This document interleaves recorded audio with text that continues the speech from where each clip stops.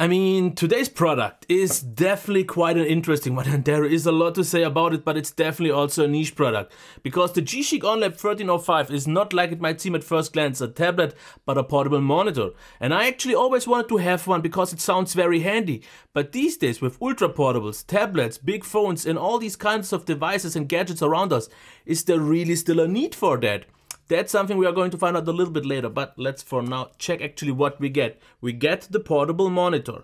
We will get into that later. You also get the kind of USB charger in case you don't have the USB port to power it, because what you have an option is, for example, you get this about 1 meter long cable with its proprietary HDMI port. Then you can connect it with HDMI to your laptop or whatever else, and you can just easily power it off from the USB port. Now, just like in my case, I don't have one here in reach, so I would have to go around the PC on the other side, but you also get this extension, so you've just plugged that in, and then you can easily go around your laptop. But since that's my only port is used, I just used the one from my PC, but you could just power it also off from this little device. What we also get is this stand that I will go into a little bit later. And first of all, I would say, let's go around the monitor and check what we get here. Because here on the right side, we have an headphone jack. I don't really think you need it because you will power it off from something anyways, and you would have one in that case, I guess. Then we have the control buttons that I will go into later. They feel nice and everything is okay. On the top, there is nothing. On the left side, there is HDMI 1, and I was actually confused why it said HDMI 1, and even in the menu it asked for a second one. And I actually did not notice that there is an actual second HDMI port. Why?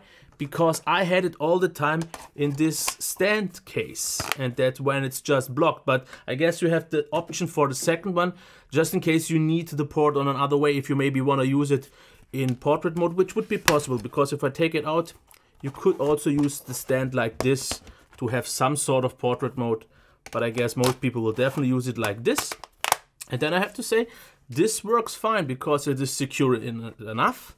And here is the stand functionality, because we have this magnetic strip here, and there are definitely enough positions to adjust it the way you like it. So you can have it, as you can see, in a very harsh angle, or you can adjust it. And it actually stays that way very securely. It doesn't really move at all, which is something very handy. So up until a certain degree, you just need to find the proper way to adjust it. But it's flat, and this works good.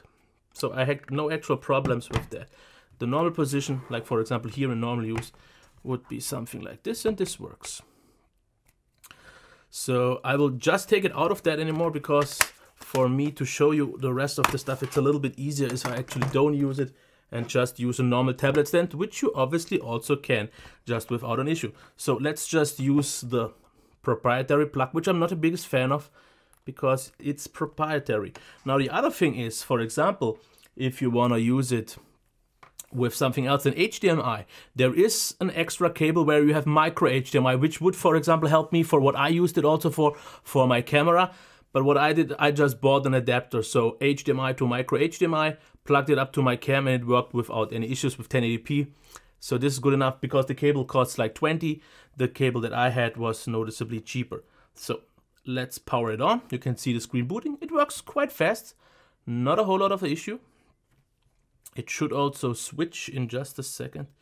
No connection. Let's try this.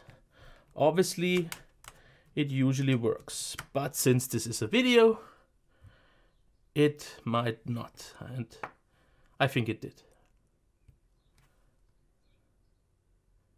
Because so far I never had issues. It always recognized it on first try.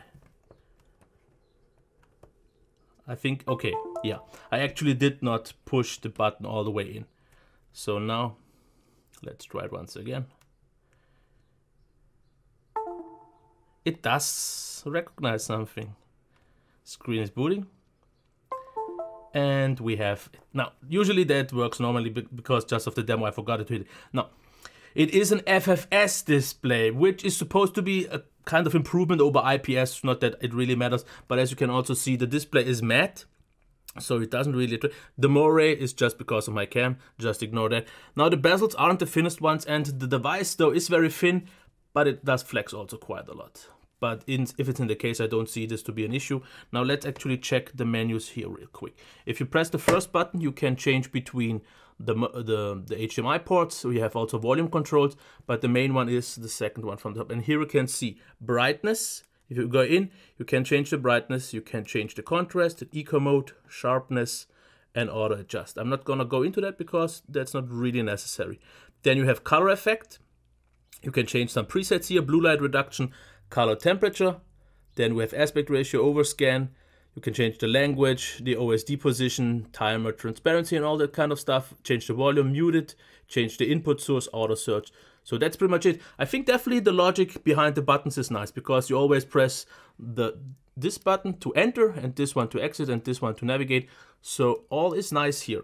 Now, but what about the actual qualities? Let me show you the values that I got with my Spider, because I found those to be very interesting, because we have 100% of Adobe RGB with 79% of Adobe RGB. I think I said that the first time I meant 100% sRGB. So very good actually. Now the second value was completely off with 1.7 of a gamma instead of 2.2. So if you want something color correct, I think you will need to calibrate it somehow. And now about the brightness, we get about 300, which is bright enough, especially since it's a matte display. It should actually work. I have it here at around 30, just to not be too bright for the video. Black level is actually quite good. Contrast I saw was stated at 1000 to 1. In reality, it's around 600 to 1. And the white was a little bit off because what I want to show you right now is the picture calibrated and not calibrated and how much of a difference it actually makes. So let's take, for example, here this picture where you can see the colors. And now let me actually now switch from, this is after the calibration. And this is what it, okay, now it crashed, obviously. That had to happen. Let's try it once again. No. So yeah, things work out top today. But this is a Spider issue, don't worry. I think once you unplug it during the app was open, this just happens. But that's not something we really have to go into because I could just easily cut it out, but I'm not gonna. Okay, so here we can see this is after the calibration, and this is what it looked without. So as you can see, it gets a lot more contrast. It gets usually darker though because that's a normal thing. The white gets in a spot that looks now more reddish, but that's due to my camera not being properly set because I don't need to, I want to, but it works out this way nice. If you don't need it color correct, it is absolutely okay. Things are brighter, easier to see, but if you want it correct, you will need something like that. Is it the most correct screen? I would say it's absolutely fine because if, for example, check, there is not really any sort of ghosting. You can easily use it and you don't really see a difference to anything else because we have 60 Hertz. Everything works out fine. It's bright enough. It's non-glare, so no issues with that kind of stuff. So not quite sure what else to say because the values are good. You've seen the quality, it wobbles a little bit. The thing about the connection is that I'm not the biggest fan of having to set up that much because this cable, it's not stiff. It's very nice and flexible, but it's thick as you can see. And in most cases, because most laptops these days don't have really all the ports anymore, but if you would have a dongle that I actually have with HDMI and USB, I would have just used that and you plug one thing in and you are good to go. But I can't find the dongle anymore. But the proprietary thing is not something all that great. It would have been nice if that would have been just micro HDMI or something like that. So you could easier replace the cables with maybe something more convenient. But I guess since you need it to power it, it wouldn't be quite the same. So I kind of get that. But it is just something to be kept in mind. Now about the actual use. I have to say I have this monitor for about 4 months now and I didn't really use it all that much just because I personally, as someone who uses a desktop PC all the time with 4 monitors, that's just something that I don't do. And usually if I review a laptop, I don't need an extra monitor. But I think this is for someone who's a lot on the go and just wants to expand his screen real estate. Because after all, you have like 2 laptops side by side that you can use and you have just double or twice the screen real estate that you would have on a 13.5 inch. So it is fine. But with a price at around $300, I think that's a little bit hefty. Because you can get a cheap monitor if you just want to have it on the go, actually for way less. Now, the good scenarios are, for example, you can use it easily with a DeX. For some reason, GeChic wanted me to mention that. I don't know if many people will actually use DeX with something like this, but it is possible. I also tried it. That was actually very handy, and this is the one case that I will definitely use it for if I record videos in my hi-fi studio down there below.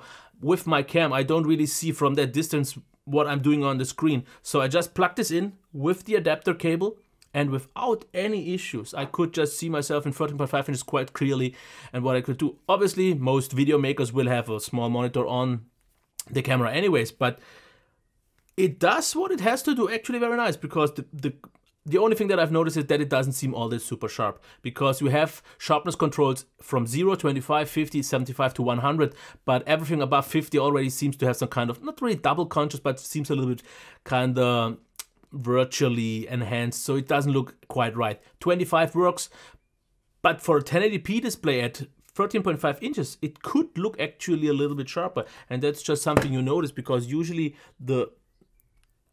okay, it looks nice, it's absolutely fine.